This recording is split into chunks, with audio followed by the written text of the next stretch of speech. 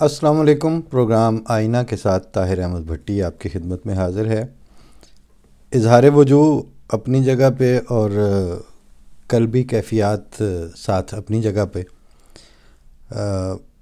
جو سچویشن چل رہی ہے اس پہ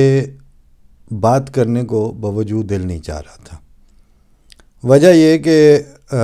بعض دفعہ کہتے ہیں نا کہ وہ انسان ایک خاص جواب کی توقع رکھتے ہوئے یا ایک خاص طرح کے طرز فکر کی توقع رکھتے ہوئے بعض موضوعات کو اٹھاتا ہی نہیں ہے۔ یہی تقریباً میری کیفیت تھی کہ عام تھوڑا بہت جس کو شعور دیا گیا ہو اور وہ بندہ آمد الناس کی سطح سے ترقی کر کے چنیدہ نمائندوں اور گورنمنٹ کی کیبنٹس اور پھر اسٹیبلشمنٹ کے ممبران اور اس طرح کے عہدوں تک جا پہنچے، اس سے یہ توقع کرنی یا اس پہ یہ الزام عائد کر دینا کہ اس کو یہ شعور ہی نہیں ہے کہ اس طرح کے معاملات جو ہیں وہ بڑھتے بڑھتے کہاں تک پہنچیں گے، اور یہ طرز عمل قومی اور اجتماعی سطح پر کس لیول کی خودکشی اور تباہی کا باعث بن سکتا ہے۔ یہ ممکن ہی نہیں ہے۔ عام لوگوں کو بھی پتہ ہوتا ہے کہ ایک گاواں گواچیاں تو پھر کھڑا کیڑے پاسے جانا ہے۔ پھر یہ توقع رکھنا کہ 40 سال 50 سال 60 سال زندگی کے اس طرح گزار کے انہی فیلڈز کے اندر، اسی طرح کے حالات کے اندر اور ایسی فیصلہ سازی کے پلیٹ فارمز اور فورمز پہ موجود رہ کے پھر بھی یہ توقع رکھنی کہ ان ساروں کو اجتماعی طور پر ہی پتہ نہیں چل رہا کہ ہم اب کس طرح کے چیک میٹ اور بند گلی میں پہنچ چکے ہیں، اور اس میں سے جو وے آؤٹ ہے وہ کتنا مشکل اور کتنے بڑے سیریس سنجیدہ فیصلوں کا متقاضی ہے۔ عقل نہیں مانتی اس بات کو۔ پھر جب یہ سارا کچھ ہو ہی چکا، یہ صورت حالات پیدا ہو ہی چکی، تو اس وقت بھی جعلی اور جھوٹے دعوے، جعلی اور جھوٹے حل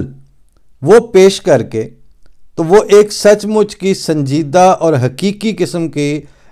موت اور خطرے سے وے آؤٹ اور حل کی تلاش کر رہے ہوں، تو ان کا نام آپ پرلے درجے کے بیوقوفوں کے علاوہ تو اور کچھ نہیں رکھ سکتے۔ اور اس پہ مرے پہ 100 درے یہ کہ وہ جن کی وجہ سے اور جن کی بدولت، بلکہ جن کے ساتھ کیے گئے غیر انسانی مظالم کے مکافات کے طور پر قوم اجتماعی طور پر اس انجام کو اور اس حال کو پہنچی ہو، ان میں سے بھی کچھ لوگ وہ اپنی ساری جو دانشوری ہے وہ اسی پر جھاڑ اور بگاڑ رہے ہوں کہ یہ جج یوں کر لے اور وہ آئین کا اس طرح کر دے اور فلاں پارٹی اس طرح ہو جائے اور فلاں جو ہے وہ بڑا دبنگ فیصلہ کر گزرے تو جناب حالات ٹھیک ہو جائیں گے۔ کبھی بھی نہیں ہوں گے۔ یہ حالات سیاسی طور پر بگاڑے ہی نہیں گئے، اس کے پیچھے گہری معاشرتی بدنیتیاں اور گہرے سوشل کھلواڑ تھے جو پوری قوم اور پوری حکومت اور پوری اسٹیبلشمنٹ اور پورے سیناریو کو اس مقام تک لے کے آئے ہیں۔ اب اگر آپ اس میں سے یہ کہیں کہ صرف گفتار سے زخموں کا رفع چاہتے ہیں، یہ سیاست ہے، تو پھر کیا کہیں نادانی کو، وہ پھر ہو نہیں سکتا۔ اور تقریباً جب آپ سے یہ توقع کی جا رہی ہو کہ آپ وہیں سے بات پکڑ کے ان کے اعداد و شمار پیش کر کے ان کے ججوں کی تعداد اور ان کے لیڈروں کے دعووں کے ساتھ ابتدا کر کے پھر انہی میں سے کوئی نتیجہ نکال کے وہ ایک ریسیپی کی بنی ہوئی پلیٹ اٹھا کے آگے رکھ دیں کہ جناب لیں جی آپ کے لیے تیار ہے، یہ مجھ سے تو نہیں ہو سکا۔ اور اسی وجہ سے میں نے دانستہ طور پر چپ سادھ لی۔ آج کیا بلکہ 2-4 دن سے مختلف جو قریبی احباب ہیں ان سے یہی بات ہوتی جا رہی تھی کہ بات تو کرنے کو ہے لیکن اس گفتگو کی سماعت کے لیے جو آڈینس ہے وہ ابھی اس طرح نظر نہیں آ رہی، اور دوسرا اس کو مس انٹرپریٹ کرنے کے امکانات چونکہ زیادہ ہیں، لہٰذا اب جو ہو رہا ہے سو تو اس کو چپ کر کے دیکھا جائے۔ آج البتہ ایک دوست کا ایک میسیج آیا تو اس کو میں نے چک مارک کے طور پر، وہ جو ہوتا تھا نا دیا سلائی سے پہلے کی ڈیوائس آگ جلانے کے لیے، اس کے طور پر لیا۔ میں پہلے وہ میسیج مینوان پڑھ دوں پھر اس کے بعد عرض کروں گا۔ فرماتے ہیں، نام میں دانستہ نہیں ان کا لے رہا، بزرگوں میں ہمارے ہیں لنڈن سے، کہ السلام علیکم طاہر، میں آج کل خدائی فرمانوں کے دلچسپ نظارے محسوس کر رہا ہوں۔ خدا تعالیٰ سے ٹکرانے کی پالیسی پاکستانی فوج بناتی رہی، اس کے نفاذ کی ذمہ داری پاکستانی عدالتیں اور سیاست ادا کرتی رہی، اور عوامی ماحول بنانے کی ذمہ داری پاکستانی میڈیا بڑی خوش اسلوبی سے ادا کرتا رہا۔ اب جب کہ آج یہ سارے ننگے ہیں اور اپنے ہی تیار کیے گئے جال میں پھنسے ہوئے ہیں، اور ملا ان کے ہاں اس کی حیثیت لاوارث جانوروں کی ہے، جو چاہے پکڑ کر لے جائے، مجھے لگتا ہے کہ خدا تعالیٰ بہت دیر تک خاموش رہا اور اپنے پیاروں اور اپنے نام لیواؤں کی توہین برداشت کرتا رہا، دیکھتا رہا، لیکن اب اس کا غضب قریب محسوس ہو رہا ہے۔ اور ساتھ انہوں نے یہ کہا کہ پیاسے کی پیاس جو ہے وہ کوئی صاحب پیاس ہی سمجھ سکتا ہے، لہٰذا اس کو بجھانے میں دیر نہیں ہونی چاہیے۔ یہ ان کا اشارہ اس طرف تھا کہ پروگرام جو ہیں وہ دیر سے کیوں ہو رہے ہیں۔ میں گزارش کر دیتا ہوں کہ ان میں جو بات، جن چیزوں کی طرف انہوں نے اشارہ فرمایا ہے، وہ میرے دل میں بھی اسی طرح سے بہت سی چیزیں ہیں جو میں بھی ویسے ہی محسوس کرتا ہوں۔ اور ان کے ایک جج شوکت صدیقی ہوتے تھے، جنہوں نے ایک زمانے میں عدلیہ کی سطح پہ قانون پہلے سے موجود تھے، آئین کی امینڈمنٹس پہلے سے موجود تھیں، لیکن انہوں نے سکرو ٹائٹ کرنے اور ڈیتھ نیل ساؤنڈ کرنے کے لیے سوشیو پولیٹیکل، انہوں نے کہا جی سن 47 سے پورا ریکارڈ میرے حضور پیش کیا جائے کہ ان احمدیوں کے اعداد و شمار اور ان کے جو آئین شکنیاں اور آئین پہ عمل درآمد نہ کرنا، اور کہاں کہاں یہ ریاست سے ٹکراتے رہے ہیں، اور یہ سارا کچھ کیوں؟ اس لیے کہ جماعت اسلامی ٹائپ رجحان تھا، اسی طرف میلان تھا، اور جماعت اسلامی کو پلیٹ میں رکھ کے یہ دیا گیا مختلف، خاص طور پر ضیاء الحق کی طرف سے، کہ اپنا جو بھی انڈرسٹینڈنگ ہے وہ اس وقت ہمیں سوٹ کرتی ہے، لہٰذا معاشرے کو جہادی اور متشدد بنانے کے لیے آپ نے جو کرنا ہے آپ کو کھلی چھٹی ہے۔ اور اس وقت چونکہ سعودیہ کو بھی، سعودیہ باقاعدہ ایک سٹیک ہولڈر تھا، لہٰذا وہ مودودی صاحب کی تفسیرات جو ہیں وہ پھر عالم اسلام میں ان کو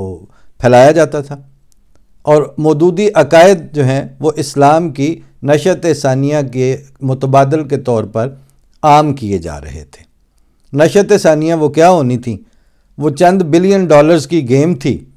اور چند ایک ڈیڑھ دہائی کا وہ قصہ تھا۔ وہ جو سیاسی طور پر بساتیں لپیٹی گئیں، رشیا واپس گیا،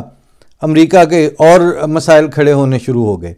اور ایک انٹرنیشنل سیناریو میں وہ شکلیں اور سے اور ہوتی گئیں۔ کسی کو یہ شرمندگی کا اظہار کرنے کا موقع نہیں ملا کہ ہم نے جہاد جیسی ٹرم کا کتنا بدترین سیاسی استعمال کیا تھا، اور انٹرنیشنل پلیئرز کے ہاتھ میں ہم نے اسلام کے ایک اہم رکن کو کس طرح کھیلنے کے لیے ہاکی اور ریکٹ کے طور پر پکڑائے رکھا تھا۔ بالکل اسی طرح جیسے ہندوستان میں جو تحریک خلافت چلی تو اس کی حمایت گاندھی صاحب کر رہے تھے، اور اس وقت کے کرتا دھرتا اور حامیان اسلام وہ اس بات پر پھدک رہے تھے اور ناچ رہے تھے کہ دیکھیں جی وہ اتنا بڑا لیڈر اور وہ بھی تحریک خلافت کا حامی ہے. اسی طرح یہ وہ جہاد تھا جس کی سرپرستی امریکہ اور اس وقت کے اس کے الائز کر رہے تھے. اور آگے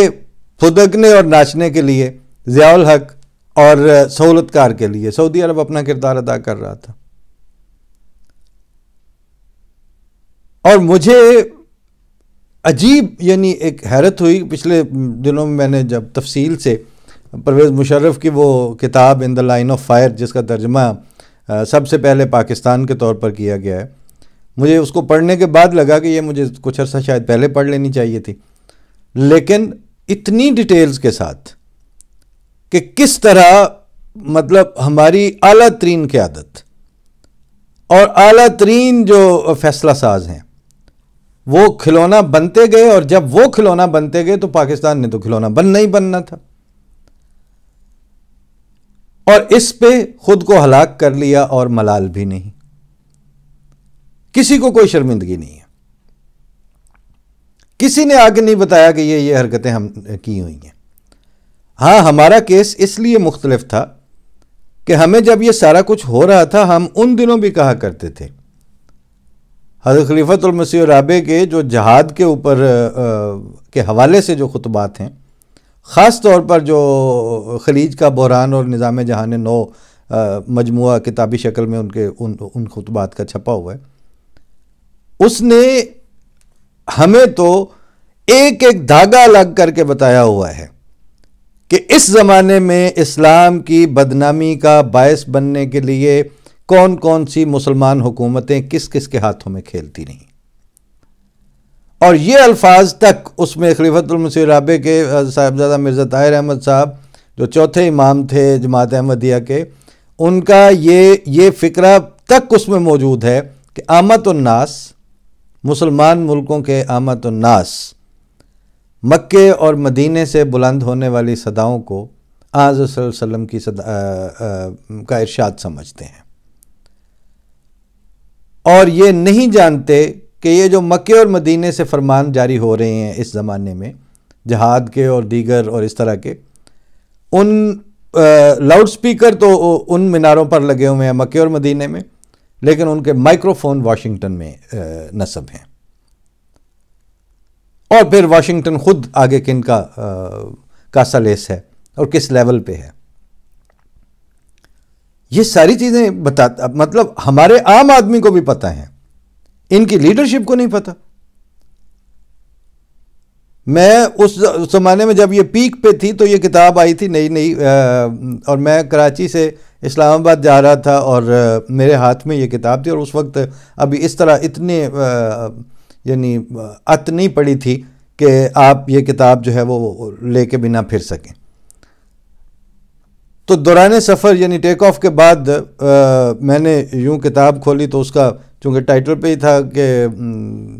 خلیج کا بحران اور نظام جہان نو، تو میرے ساتھ والی سیٹ پہ کوئی ایئر فورس کے اس وقت کے بہت سینئر افسر کراچی کے جو اسلام آباد جا رہے تھے اپنے ہیڈ آفس میں، وہاں پہ ہے چونکہ، تو انہوں نے تھوڑی دیر تو اس کو دیکھا کتاب کو، اور پھر مطلب کندھے کے اوپر سے جیسے وہ دوسرے کی کتاب کو آپ دیکھ سکتے ہیں کہ کیا چل رہا ہے، کچھ صفحات پلٹنے تک وہ برداشت کرتے رہے. بالآخر ان کی دلچسپی بڑھی تو مجھے کہتے ہیں میں دیکھ سکتا ہوں کتاب، تو میں نے کہا جی یہ لیں. اور 1.5 گھنٹے کی تقریباً فلائٹ تھی، اس میں جستا جستا انہوں نے کہیں ٹاپکس دیکھے، کہیں ہیڈنگز دیکھیں، کچھ متن دیکھا. تو یہ تو پتہ تھا کہ یہ میں ساری یہاں کیسے پڑھ لوں گا. تو مجھے کہتے ہیں کہ یہ کتاب مجھے کہاں سے مل سکے گی، آپ مجھے بتا سکتے ہیں بک سینٹر کا یا؟ تو میں نے کہا جی بک سینٹر پہ تو یہ نہیں ملنی آپ کو، اس کی وجہ یہی ہے کہ آپ نے دیکھ لیا ہے رائٹر کا بھی یہ سارا کچھ، اور اس کے جو جن کے یہ خطبات کا مجموعہ ہے. تو اب پھر یہی ہے کہ اگر آپ کو چاہیے تو میں یہی آپ کو دے دیتا ہوں.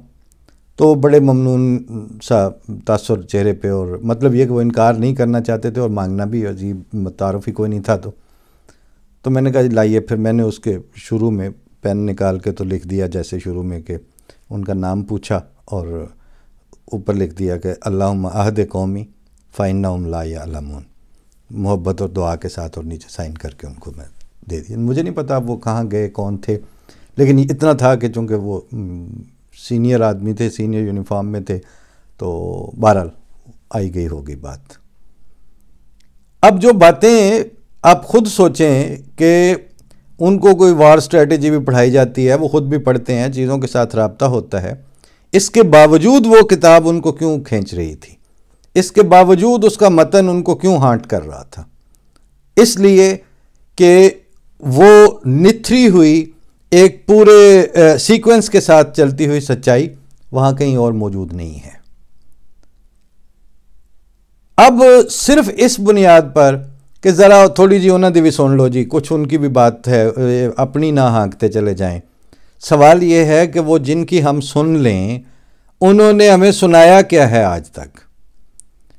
جن سے اب امید لگا لیں کہ یہ اعتزاز احسن آج کل جب بولتے ہیں میں ان کی بات کو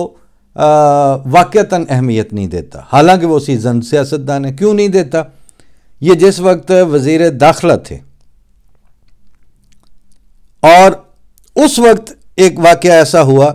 کہ وہ ٹی وی پہ آ کے ان کو کوئی بیان دینا پڑا، اور میں نے خود سنا. تو وہ کہتے ہیں کہ کسی کو کوئی حق نہیں ہے، وہ ظاہر ہے اس وقت کوئی دوسرے کو کافر کہہ کے مار رہا تھا، کہ وہ دوسرے کو کہ اسلام کا فیصلہ کرے، اور یہ وہ اس طرح کا بڑا متدین بیان دینے کے بعد کہتے ہیں لیکن کسی کو غلط فہمی نہ ہو، میری مراد اس بات سے یہ نہیں ہے کہ وہ جو ایک آئین میں ترمیم ہوئی ہے ایک خاص فرقے کے متعلق، قادیانیوں کے متعلق، وہ ویسے ہی رہیں گے اور تھوڑا بیڑا گرک ہو جائے جے انہاں انج ہی رہنا ہے تو تساں بندے دا پتر کتوں بننا ہے؟ گند تو آپ نے وہاں سے کیا ہوا تھا. اب سارے کے سارے یہ چاہتے ہیں کہ اب پاکستان کے بینچ بھی سلامت ہو رہے ہیں، اب پاکستان کی اسٹیبلشمنٹ بھی اچھے فیصلے کرے، اب پاکستان کی سیاسی لیڈرشپ جو ہے وہ بھی پاکستان کے مفاد کو مد نظر رکھے، عوام کے حقوق اور عوام کے ووٹنگ رائٹس کو بھی بڑا آنر کیا جائے، آپ وہاں تعلیم بھی عام ہو جائے، وہاں صحت کی سہولتیں بھی ہو جائیں، پاکستان فلاحی مملکت اور فلاحی ریاست بن جائے، لیکن احمدیوں کے حقوق، احمدیوں والی امینڈمنٹ ویسے ہی رہے. آپ کا یہ خواب اور خواہش ضرور ہے، لیکن اسی امینڈمنٹ کی وجہ سے تو آپ کے پلے کچھ نہیں بچا. جس وقت پہلی دفعہ انہوں نے چڑھائی کی تھی ضرب عضب کے نام سے، پہلا جب ان کا تھا زرداری کے دور میں، راحیل شریف کے دور میں، اور یہ لوگ چڑھ دوڑے تھے اس کے اوپر آپریشن کرنے کے لیے، جس میں بڑی شہادتیں، بڑی قربانیاں بھی ہوئیں، بہت زیادہ نقصان بھی ہوا. اس وقت میں نے ایک آرٹیکل میں یہ لائن لکھی تھی کہ جناب ہماری خاطر تو آپ گلی کا کتا بھی نہ مارتے، اب یہ آگ آپ کے اپنے کپڑوں کو جھلسنے لگی ہے آ کے، اب آپ آپریشن کرنے کے لیے چل پڑے ہیں، زرداری کو آپ نے بعد میں پوچھا ہے. اور ہزاروں کی تعداد میں پھر آپ نے مطلب شکار کر کر کے مارے تھے نا، وہ مولوی مارے تھے، اور کیا مارا تھا آپ نے؟ اس وقت آپ کے یہ جو دو میجر آپ کو جنگیں ایک طرح سے لڑنی پڑی، اور ایک پورے فرنٹ کے اوپر آپ کی سب سے زیادہ جو کیجویلٹیز ہوئی ہیں، 80,000 سے زیادہ کے اعداد و شمار پیش کیے جاتے ہیں عوام اور افواج کے. وہ کون تھے؟ وہ کوئی سیاسی علیحدگی پسند نہیں تھے، وہ کوئی کمیونسٹ دھڑا نہیں تھا، وہ کوئی سیاسی 15 20 50 سیٹیں جیتنے والی لوکل پارٹی نہیں تھی، وہ آپ کے اسٹیبلشڈ ملا تھے، اکوڑے کھٹک والوں کے ذریعے جن کو آپ سپانسر کرتے رہے تھے، جن کو آپ مین سٹریم کرنے کی آپ بات کر رہے ہیں. تو یہ بیڑا گرک تو آپ نے اس لیول پہ کیا ہوا تھا، وہ ملائیت کو کھلی چھٹی دیے رکھی تھی. لیکن جس وقت آپ کو پتا چلا کہ اب وہ جسم و جاں تک یہ آگ آپ پہنچی، پھر آپ گئے آپریشن کرنے، اور انڈسکریمنیٹ پھر بمبارڈمنٹ مطلب ایئر فورس تک استعمال ہوئی. ابھی اسی مشرف کی کتاب میں ہی میں نے پڑھا ہے کہ وہ ایریاز جو ہیں ان کو کارڈن آف کرنے کے بعد ان پہ باقاعدہ ایئر فورس نے اٹیک کیے، اپنے حصے کے اندر کرنے پڑے نا آپ کو۔ وہی چیز جب آپ لے آئے، کراچی میں بھی اس کو آباد کر لیا، اپنے لاہور میں بھی اس کو ہیڈ آفس بنوا لیا، اس کو فیض آباد بھی، یہ سارے کام آپ کرتے رہے تھے نا۔ اس سارے دورانیے میں وہ آپ کی جو پریارٹیز تھیں، وہ جو سیاست جو کام کیا کرتی ہے، میں نے ایک دوست سے عرض کیا 2 کام تھے نا، آسانی سے کر لیتے، صرف اصول کا پاس کر لیتے، صرف سیاسی اصولوں کو آنر کر لیتے، چلتے رہتے۔ انہوں نے سیاسی اصولوں کا تو بیڑا غرق کیا ہی کیا، اوپر سے خدا کا اور خدا کے رسول کا نام لے کے بڑی بڑی نمبر پلیٹس اور وہ بڑی بڑی شیلڈیں لگا کے پیچھے تختیاں آویزاں کر کر کے کہا، یہ جو آج اس وقت کہہ رہا ہے کہ جی وہ مجھے وہ ووٹ کے اور مینڈیٹ کی بات کر رہا ہے، یہ اپنے آخری دنوں میں رحمت للعالمین اتھارٹی اور فلانی اتھارٹی اور ہر طرح سے اس نے استعمال کیا مذہب کو۔ یہ پرویز الہی جاتے جاتے تختیاں لگواتا پھرا ہے۔ اب جس دن یہ اپنی بلو ماسک کے افتتاح کے موقع پر کہہ رہا تھا احمدیاں دا جتھے دل ٹر جان، رہنا ہے تو ادھر رہیں، آج میں اس سے پوچھتا ہوں کہ اب تم اس وقت یہی سارے کہتے ہیں نا کہ یہ ہم نے خدا کے خاطر اور خدا کے رسول کی خاطر یہ اتنا بڑا ہمیں ایک ادنا سی خدمت کی، اس کے صدقے ہمیں آخرت کو اللہ اور اس کے صدقے آخرت تو پتہ نہیں کنے ویکھی، آج اپنی دنیا ٹھیک کر کے دکھا دو آپ اس کے صدقے۔ آپ نے خدا اور خدا کے رسول کا نام بیچا، ٹکا کے بیچا، اور پبلک کو جاہل رکھنے کے لیے، پبلک کو کچھ نہ بتانے کے لیے میڈیا آپ کا فیسیلیٹیٹر تھا، سہولت کار تھا۔ اور ابھی کل وسعت اللہ خان صاحب نے ایک انٹرویو دیا ہے کسی اپنی پرانی کولیگ کو، اور مجھے حیرت ہوئی کہ 2 دن گزر گئے تو اس انٹرویو میں جتنی سینسیبل باتیں تھیں اس کے ٹوٹل ویوز صرف 300 کچھ تھے۔ پچھلی 4-5 دہائیوں کے اوپر 50 سال یا 40 سال تجربہ رکھنے والے جو صحافی ہیں، دونوں خاتون بھی اور وہ وسعت اللہ خان بھی، ان کی کیپیسٹی بلڈنگ اور اس کی ایویلویشن کے اوپر گفتگو ہے، اور پورے سوشل تانے بانے اور سماجی رویوں کے اوپر بات کرنی ہے، اور وہ بات ہوئی ہے، لیکن اس کے ویوز 48-50 گھنٹوں میں 300 سے زیادہ نہیں ہیں۔ ڈھنگ کی بات سننے کے لیے اب یہ لوگ تیار نہیں ہیں، اور جب ڈھنگ کی بات سننے کے لیے وہ تیار نہیں ہیں تو اس وقت جتنی قسم کے آپشنز وہاں ڈسکس ہوتے ہیں مجھے فی طغیانہم یعمہون کے مصداق وہ لگتے ہیں۔ جب وہ حالت ہو جائے جس پہ اللہ تعالیٰ نے فرمایا ہے کہ ان کو ان کے اندھیروں نے گھیر لیا ہے، تو ان گھپ اندھیروں میں فی طغیانہم یعمہون کے فیصلے کریں گے، وہ وے آؤٹ کے فیصلے نہیں کر سکیں گے۔ اور خاص طور پر جس وقت تک وہ ان غیر انسانی اقدامات کو،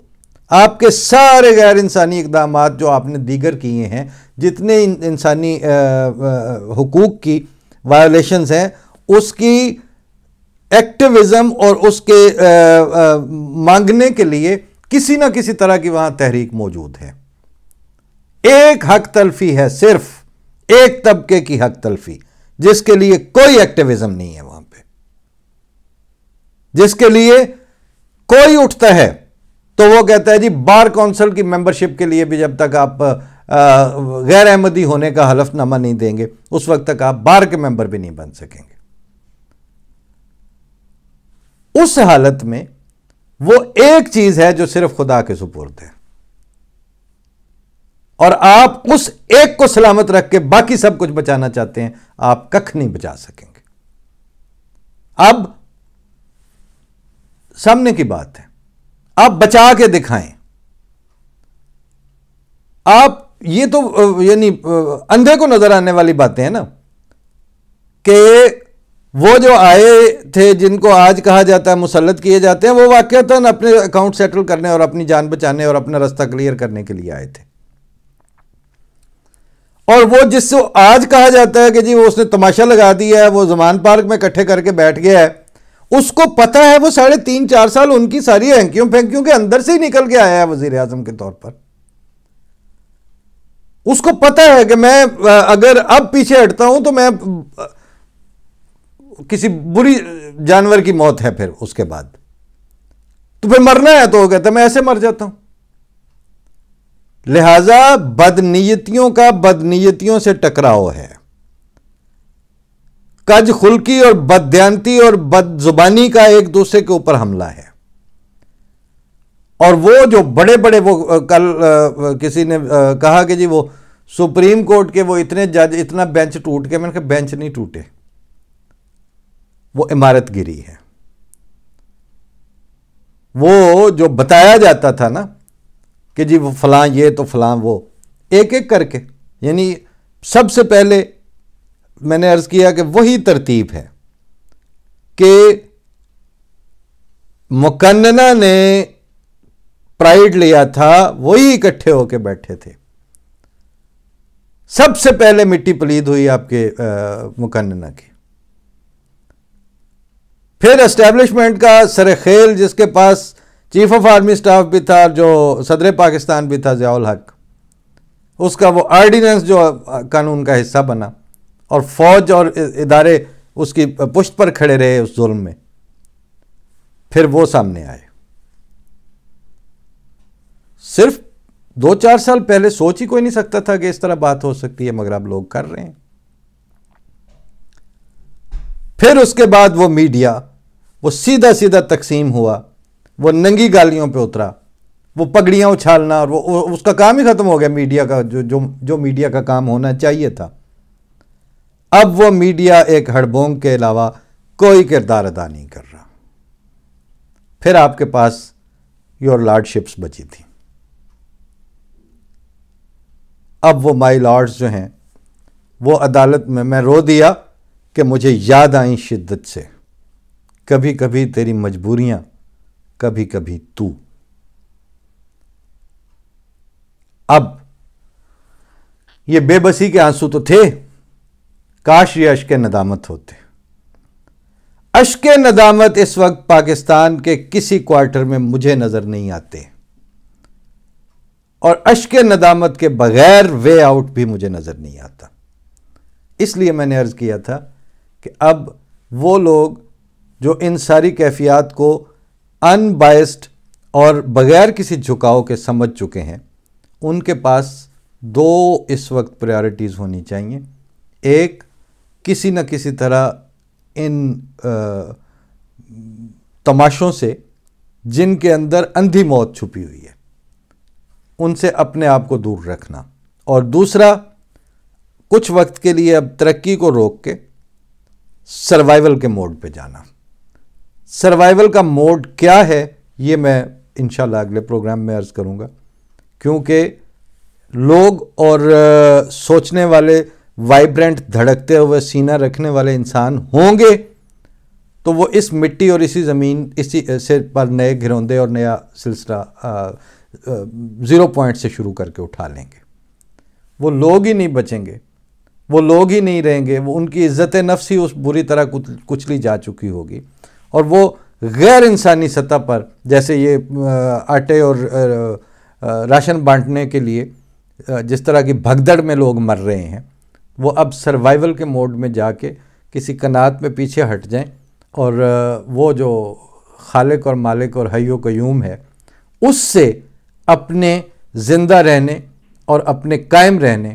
اور اپنے سروائیو کر جانے کی استعداد ذاتی حیثیت میں کر لیں، تو وہ پھر بھی کسی حد تک قابل قبول سمجھی جا سکتی ہوگی. اجتماعی جو ہے وہ تو اب آپ نے اجتماعی طور پر جتنے اداروں کے نام اس میسج میں تھے یا میں نے ویسے تفصیلاً ذکر کیا ہے، ان سارے اداروں نے گلے پھاڑ پھاڑ کر ان سب شعبوں نے خدا تعالیٰ کے غضب کو للکارا ہے. ان ساروں نے اللہ تعالیٰ کے مالک اور خالق اور قادر مطلق ہونے کا بری طرح انکار کیا ہے. اور خدا تعالیٰ کے اپنے رنگ ہیں. وہ پگڑیاں باندھ کے تو ڈانگیں لے کے تو فرشتے نہیں اتارتا. وہ آپ کی صفوں کے اندر، آپ کے اندر موجود سب کو نظر آ رہا ہے کہ یہ ایسے نہیں ہونا چاہیے تھا. آپ کو وہ آپ کی عقل چھین لی، اس نے آپ سے صلاحیت سلب کر لی ہے، آپ سے فیصلہ سازی کی کیپیسٹی معاف کر دی ہے. مفلوج پڑے ہیں آپ. صرف خدا جانتا ہے کہ آپ کی اس حالت پر خوشی کوئی نہیں ہے، لیکن یہ بھی صرف خدا جانتا ہے کہ اس کے علاوہ کہ اب آپ ایک فیصلے کے تابع ہیں، اور وہ فیصلہ اب آپ سب کا نہیں ہے، وہ اب حاکمیت اعلیٰ رکھنے والے رب العزت کا ہے. اللہ ہے جو اس میں سے بھی آپ کے شرفاء کی زندگی اور سلامتی کے سامان کر سکے. اور باقی جو بدبخت ہیں، جو تیرا بخت ہے، نہیں کھلتی ہے اس کی آنکھ، لاکھ آسماں سے روشنی لایا کرے کوئی، اور اس آدمی کے آپ مسیحا نہ ہو اگر، کس میں ہے دم کہ اب اسے زندہ کرے کوئی. جب دل کو اشک و آہ کے ساما نہ ہو بہم، اس بے کسی میں یاد نہ آیا کرے کوئی. اور یہ چوتھا شعر بھی کہ کیا ہیں یہ لوگ اپنے شجر آپ کاٹ کر دیتے ہیں پھر دہائی کے سایہ کرے کوئی. اللہ کے حوالے. السلام علیکم.